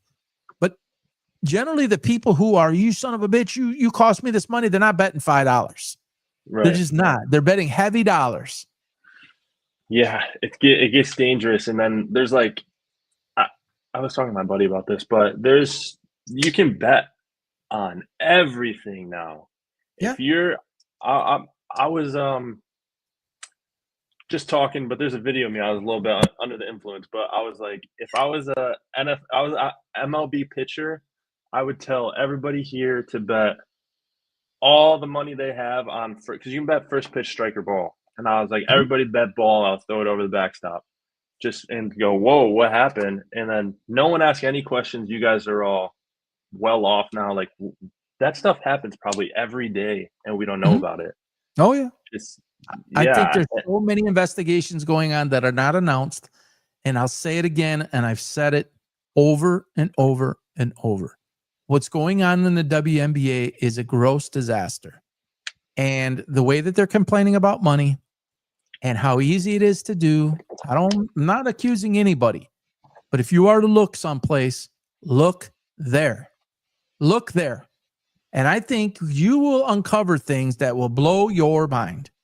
So absolutely, this is dangerous. It is so, what Jonte Porter did, Michael Porter's brother.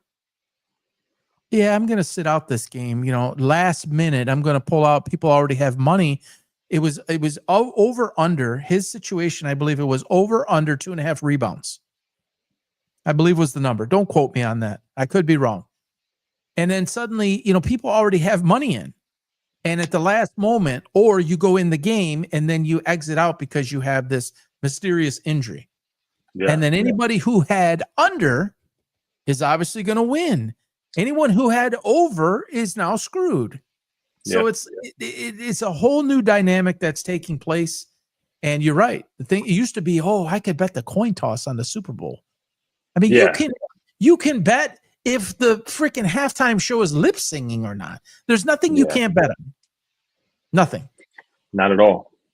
So it is very dangerous. It is dangerous, but you want to talk about a guy. Oh, this guy. Let me get this up here a little bit larger. 1 second here.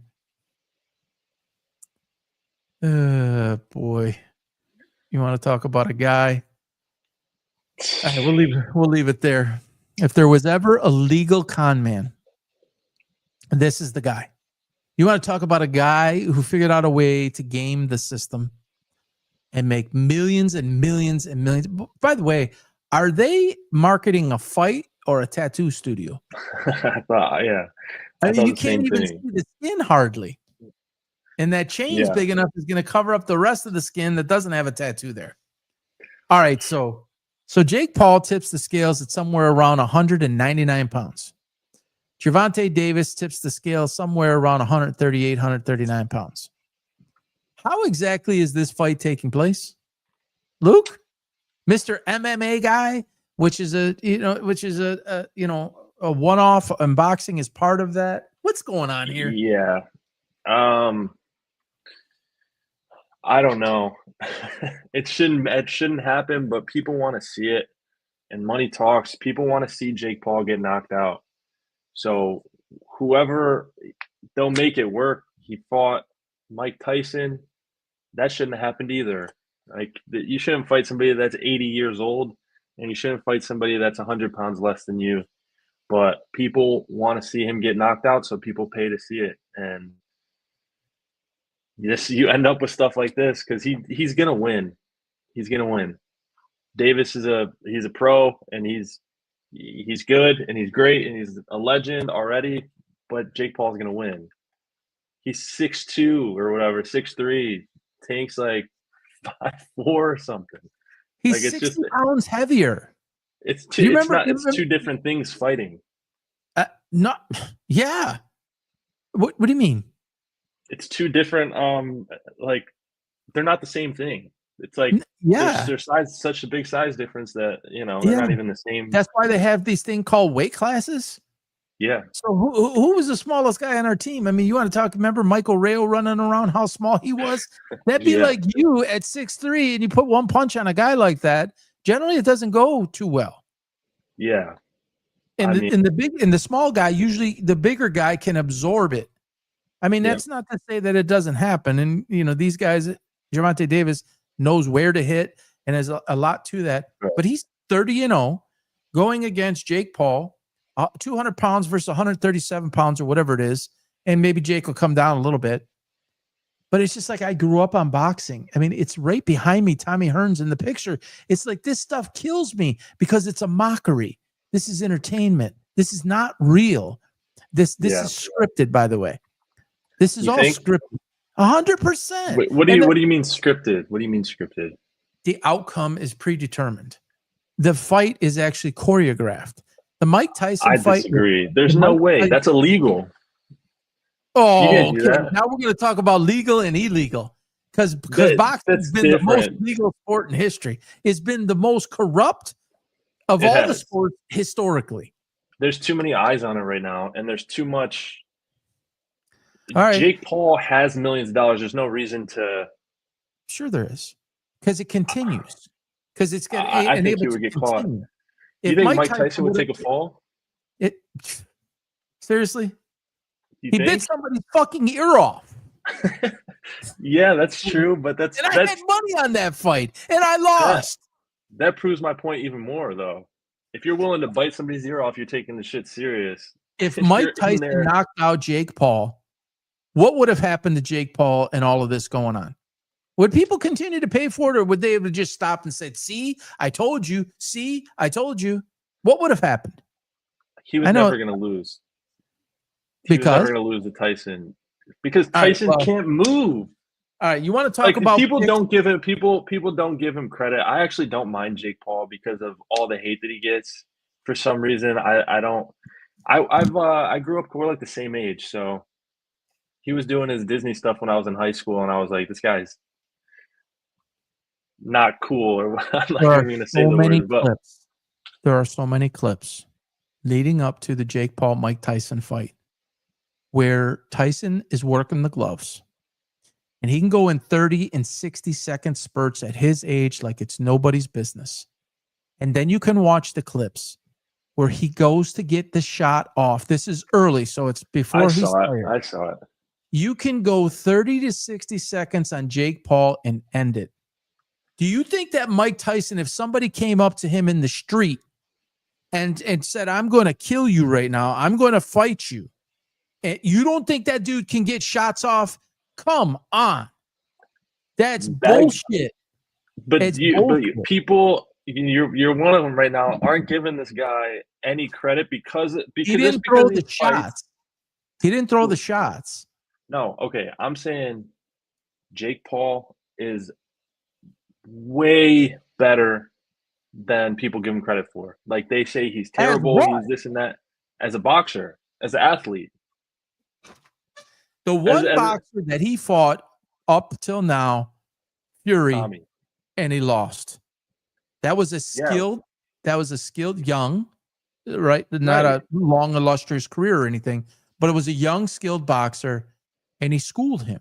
He basically schooled him. It went the distance. It wasn't that bad. 5 rounds. Wasn't it 5 rounds? Okay, but he wasn't like getting knocked out or anything. It was a good. You don't have to be knocked out to get schooled. Okay, but I'm just saying that is a pro boxer. That's we're talking about the name Manning. That's Tommy Fury, but like Jake held his own, and that was like a few years not ago. on the take. Mike Tyson would have knocked his ass out in 30 seconds. No. Watch the glove work and the bag work from the days. He's going in 30-second increments. I understand if you had to chase the guy and then you needed to muster up that energy in the 8th round or something, I would give you that. In the whole biting his gloves thing, biting the thumb on his glove, people say, "Oh, Tyson always kept it close." He wasn't biting his gloves. They were giving cues away in the fight, when to do this and when to do that. Watch the clips. The film don't lie. It's not AI. It wasn't doctored. It's not altered. And he was feinting and not letting the shots. Now, I am what you would consider a boxing historian. I grew up on the game as much as basketball, if I'm being totally honest. Did I ever do it? No, I didn't. But I'm telling you that there are guys at Tyson's age, even 57, 58, because he showed it. It was all over camera in camp, working the gloves and working the bags. One combination like that, 2 combinations like that, Jake Paul's finished. He's never even taken a shot like that. He was getting out of there, though. I mean, it's not like Tyson could just. He's not going to put his hands behind his back and let him hit him. Tyson started to get going or whatever. I don't know. He never did. Not that big. He never did. That was probably the most boring fight I've ever watched in my life. And I'm trying to tell you that you don't go from working the gloves, 4 days before, and he had to cut weight or anything, and he was massively dehydrated. These guys go down, there was no weight on that. But Normally you got to cut weight. You go down 16, 18 pounds, then you can't hydrate fast enough. And then you just don't have it. You're 2 clicks, 3 clicks off. Oh, he's 58 years old. He can't do it. He just did it. You go up to Mike Tyson in the street right now. Let's see if he has any problems getting a shot off. Let's go ahead and see if he can't throw a 17 punch combination and make your head spin off. I mean, Ray Leonard just did a funny thing the other day. He's 67. Sugar Ray Leonard was doing a little cameo, a little thing with a fan. I don't even remember who it was. And he does a fake, a combination to the center.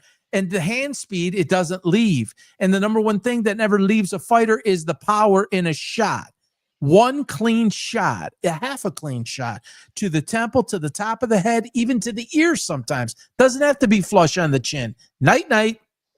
I hear you. And I'm not going to talk down on Tyson, but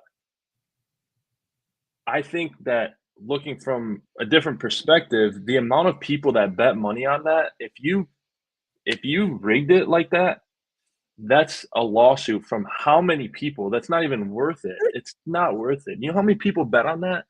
Everybody. I was at a party how many people bet on Sonny Liston taking a fall? Do you have the phantom punt? No, it's not different. It's not as many as it's not as many as probably bet on Tyson and Jake Paul. We just talked about the previous segment. We just talked about guys altering points. You want to talk about lawsuits? That's different. No, it's not different. Boxing versus basketball. If you're altering the outcome, you know how many people are betting on games that Malik Beasley's in? Yeah, but it's not like that. It's not. What do you mean it's not like that? Because it's 2 guys in a ring. It's who wins, one or the other one. If you're like Beasley can go out there. First of all, it's the NBA. There's so many games. There's so many players on each team. Oh, there's 10 players on a court. One guy can alter the outcome at the beginning. Right. No, I get that he can, but how are you going to tell? I'm saying when the whole world's watching one ring, why did he get investigated? Money moved on the line. They saw it. Vegas has a very, very sophisticated system with algorithms that can tell. No, let me finish because this isn't conjecture. This is real. And they see an unusual spike in line movement or money coming in at a certain time on a certain prop or a certain player or a certain whatever team, and that it automatically flags in the system, and then they do an internal. And then if that internal is something of that, goes out of that range, then they immediately contact the FBI. But what I'm trying to tell you, and the guy is 137 pounds, bro, against a 200-pound guy. Whether he's skilled or talented or not, Jake Paul actually does have a heavy hand. He actually has. There's heaviness. There's some concrete. He's athletic too. He can move. Yeah, behind his punches. Why are we watching this? Are you paying for this? You're going to tell me you're paying for this, aren't you? I'll watch it. I'll watch it on a stream. Oh no, it's free. It's on Netflix. Oh yeah, that's right. It is on Netflix. Yeah. But anyways, what I'm saying is you're kind of bouncing around here. So you're saying that this one's fake because Tyson would have killed him, but this one's fake because Jake Paul would kill him because of his size. What I'm trying to tell you about Mike Tyson is he didn't throw the shots, and there's a reason he didn't throw the shots. Right at the beginning of the fight, go. If it was real, because that's how he always was. You think suddenly because he's 57, if you're in the street with him and you come at him, that dude's going to unload shots on you in 2 seconds. You mean in a fight? What did he come back and do all of that for? That's true. It's a big name, big money, holy shit payday. This dude walked away with $30 million in that fight, I believe was the number. Yeah. And I think let me make sure that Mike Tyson doesn't hurt me. And make no mistake about it, a 57-year-old guy, Mike Tyson, skilled like that, even at his age. You see him in his camp, he's still bobbing and weaving, not of the same magnitude of when he was 20, but dude can do some damage, and he never attempted it once. Why? You're going to hate this, but towards the end of the fight, Jake Paul's the one that pulled off. Paul could have jacked him up, and he didn't. I'm not talking about the end of the fight. I A know. 57, 58-year-old guy going that type of distance, I mean, you would expect that. But in the beginning of the fight, which was his model, let me come out and take the guy out, that suddenly changed. You know, at 57, 58, you only have a couple spurts in you. You didn't even try. Tell me that wasn't set up that way. If Tyson comes out and hurts him, knocks him down a couple of times, or knocks him out, this fight right here never happens. It's not just what he loses in that fight. He loses all the rest because this whole mockery is finished. It's over. Nobody would want to see it anymore because I want to see if he'll get knocked out, like you said, which I believe is part of it, is gone. Now we've seen it. Dude's 27, 28? He still wants to do this for a while. Yeah, he's ranked. He's a ranked and boxer. He's ranked, and he's fighting a guy at 138 pounds. You tell me if he's taking the game of boxing seriously. Hold on. I think let me look this up real quick. What, Gervonta's weight? Yeah. No, it's 138, 139 pounds. It's right in there. 140. I mean, okay. You got it? Yeah. 135. I thought I saw the other day that was like okay, so I was being generous. No, I thought it was less. I was gonna say. Oh, you thought it was less? Yeah, okay. yeah. And he may try to beef up a little bit. He may try to beef up a little bit to offset some of that. Maybe he's going to go up 6-8 pounds, that is an astronomical amount. If he's fighting in his weight class, that's astronomical. But that 6-8 pounds is not going to make any difference against this man. Yeah, he could sneak one in. I'm going to ask the guys from Kronk. If you know anything about boxing, you know Kronk is one of the most famous things. I connect with those guys a lot on X, and I'm going to reach out to the guy. I'm supposed to have one of those guys on the show at some point, and we'll work on that. But I want to ask them their opinion because it truly, and they're building the new Kronk gym, and Tommy's involved, and lots of legendary guys over the years. But it's like, I really want to hear it from their perspective and see what they think about this, because the way these guys work in the gym and take it seriously, this is a lot like entertainment, what Dylan Gabriel was saying. This is entertainment versus somebody who is a serious boxer. He's ranked, but he isn't fighting any of those guys in an equal weight class. Why is that, Luke? Because it ends. Yeah, of course.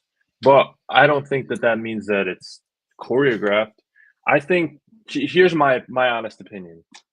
I think that there is. Can you hear that ding? No. Okay, good. So there's I think there might be something in the contracts that say like maybe little clauses like you can't knock him out, you can't do this, you can't do certain things, and that's. Wouldn't you call that a fix? Right. That's max. That's what I'm saying is maximum. You just told there's me anything, there's it's too much that. money bet. Do you know how many lawsuits there would be? But you're trying to tell me there's clauses in the contract not to knock out the guy. So there's clause in the contract. Hey, Mike Tyson, don't unload too much on me. I don't want to take a chance of getting knocked out. That's a fix, bro.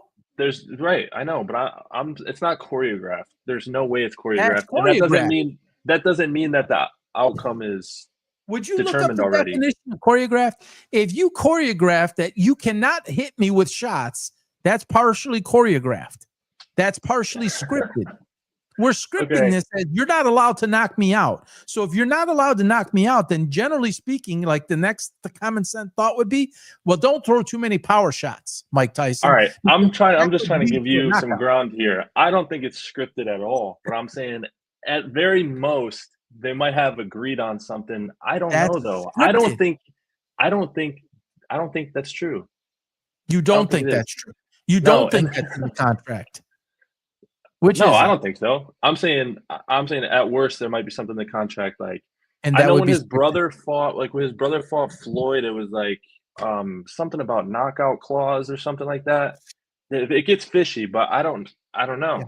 The whole thing's fishy. It's a whole freaking sea full of fish, and no one has went and tried to fish. All the fish are still in there, and it smells and it stinks just like fish. This whole thing is a fucking joke.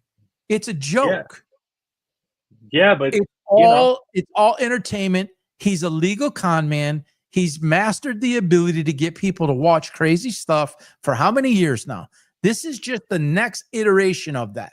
It's the next thing. It's the next, it was boxing. It was doing crazy stuff. Then it's boxing and it's whatever else. This is just the next guy.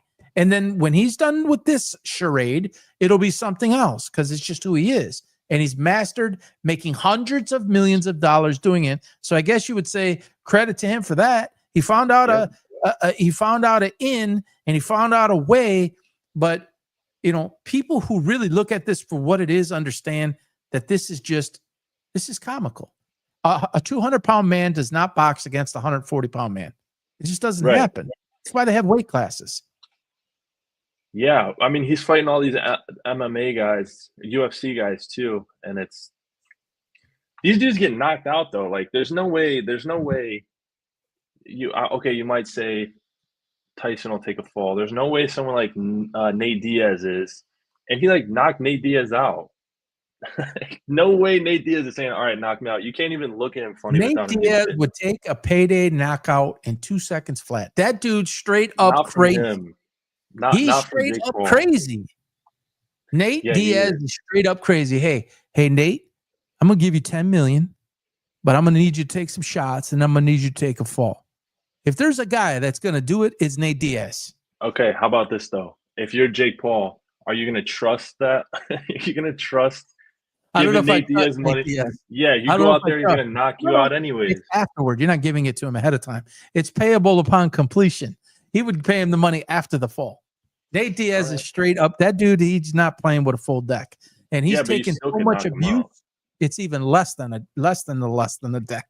Anyway, we'll see. I'm gonna not watch it. Well, I am gonna because it's Netflix. I already have Netflix. I don't have to go out and buy it. I wouldn't buy it. I'll probably turn it on, and watch for a moment. But this is just stupidity, straight up stupidity. But anyways. Not good. All right, that wraps it up, but I'm going to take everybody back to kind of where we started. The first game is at 12 o'clock today, so it's maybe a little bit late. Please, I have 5 picks up for $19 today. If you missed that first game, there's later games, 6 o'clock, 7 o'clock. 5 games, just $19. I've got an incredible track record, 2 of which were 17 in a row last year. And then shortly thereafter was 15 in a row, 3 large parlays. I've had a lot of predictions come true about Shedeur Sanders in the 5th round. I don't know how I see this stuff, but I do. Travion Henderson to be equal or better than Giante. Jaxson Dart to be the best quarterback in the 25 draft. Jaden Daniels and J.J. McCarthy, still yet to be determined on McCarthy, but would be the best quarterbacks in the 24 draft. Malik Neighbors to be the best in the 24 draft, best wide receiver, and I think he's light years ahead of Marvin Harrison. All sorts of things there. So generally, I'm pretty good with this type of stuff. I'm not going to win them all. No guarantees. Entertainment purposes only. For just $19, go to KO, speaking of boxing, ko-fi.com/PB Sports. You'll see the $19 package there. You'll also see an NFL package there. $9.99 for the entire season. Full college season will go up there. Monthly packages will be up there. They're up on our other site on Patreon, but I have to get them up there. We'll get this all rocked and ready here in the next couple of days. The official, the official first week is next week of college football, where it's a full slate, and then the NFL's the following week after that. Looking forward to a great season. Come along for the ride. If you're not following, get on here on X at PB Sports Talks. That's the first social site where everything goes. Facebook at PB Sports Talk is generally second. First is X, and then also patreon.com/PB Sports. That's where it houses all of our stuff, our videos, the podcasts, the cuts, the graphic images, other type of predictions go up there, like who will finish better in a division, those types of things in the AFC, NFC, those types of things go up there. So, Luke, been a great show. Week 47, man. We're approaching that year. I'm glad you're along with this. Luke's heavily involved behind this.